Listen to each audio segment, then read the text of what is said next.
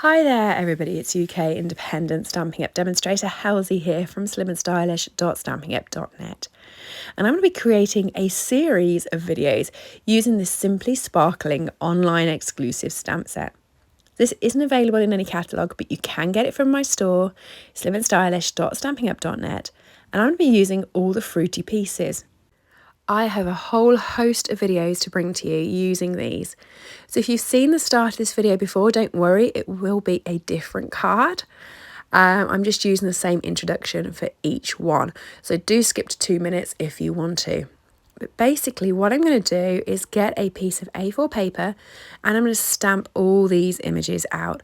And I'm going to do them a whole host of times, colour them all in, then I'm going to fussy cut them all out, and I'm going to create a different video with the pieces from it.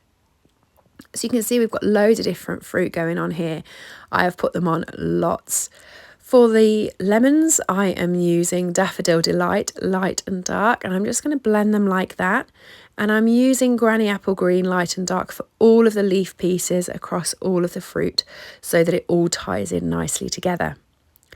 For the strawberry, I'm using Pebble Path for the little pip bits, and then Sweet Sorbet, light and dark, for the remainder of the strawberry, so that they look like that. I'm going to be using Flirty Flamingo, light and dark, for the cherries, and I'm colouring them in again, so this is how they will look finished effect. And then light and dark Pumpkin Pie for the peaches. Finally, I've decided to make the orange slices into pink grapefruit, and I have used dark Calypso Coral on the rind and then Petal Pink for the middle bits. Once I've coloured them all in, I'm going to go over the top with Wink Stella so they're all shining absolutely lovely and brilliantly, and then I'm going to fussy cut each one out. Now, when you're fussy cutting them, this is how I'm going to fussy cut them. I'm going to go around the fruit and around the leaves so it leaves them attached, okay? So hopefully you can see from each one here how I fussy cut them, but I didn't want to spend hours going through all of that with you. Now I've got these cut out, I'm going to pop them all into a tub with all the rest of them and start creating my cards.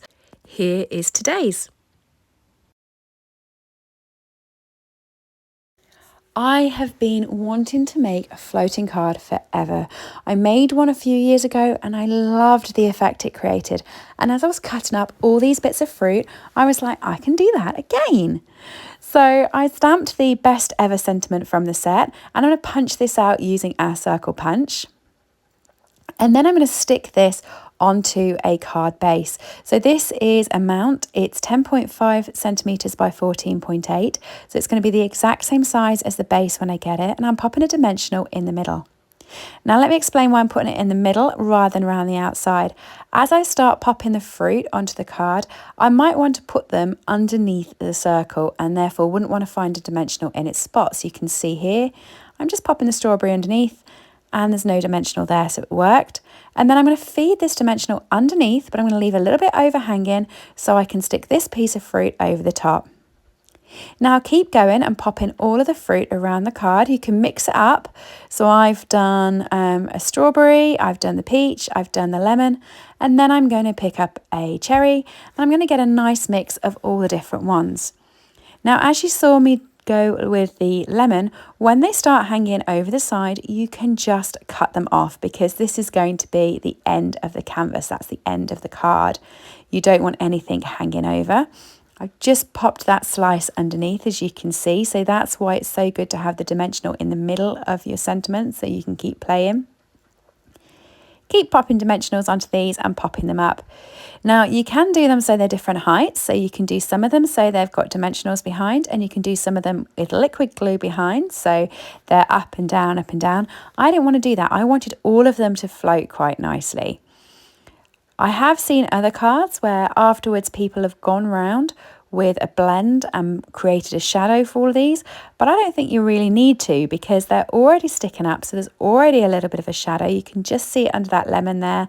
I quite like how it works out. Keep going around, keep building it up. Don't try and get the same fruit next to each other. So you can see I'm trying to separate them across. So I've put a lemon on the right hand side, a lemon on the top and a lemon on the bottom, rather than putting them all next to each other. So try and create a nice even mix so it doesn't drag the eye. If you had all of the yellow in one place, that would be where your eye went to and you'd miss everything else on the card.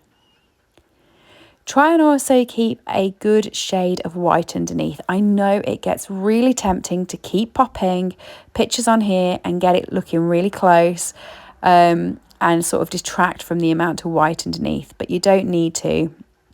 An old manager where I used to work used to always say to me, white is your best friend when I used to do designs. And they're very, very correct when it comes to card making as well.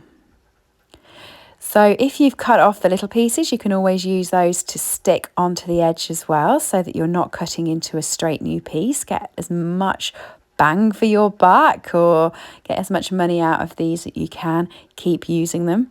And that is my floating set. So I genuinely really like doing this technique. I think it looks really good.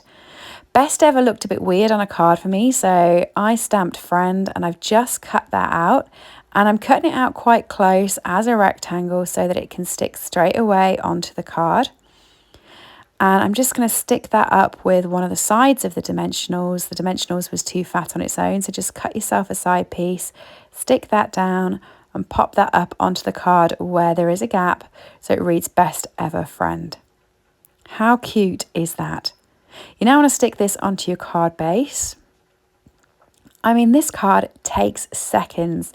It doesn't because you've got all the cutting out and colouring to do beforehand, but if you've already done that for a mass of cards, this card does not take long to do, and I just think it is so effective. I loved making this card. These are the iridescent rhinestones, which I'm just adding on to add some bling in between, and you can always play with your Winker Stella as well. So what do you think? Best ever friend card, using the Simply Sparkling Photopolymer stamp set. I have really enjoyed creating this one. I always love falling back on this technique. Thanks everybody for watching. Let me know if you like below. Also, please do give me a like as it does help my interactions. Everything I've used today is available from slimandstylish.stampinup.net, and hopefully you subscribe and I get to see you all again soon. Thanks everyone. Bye.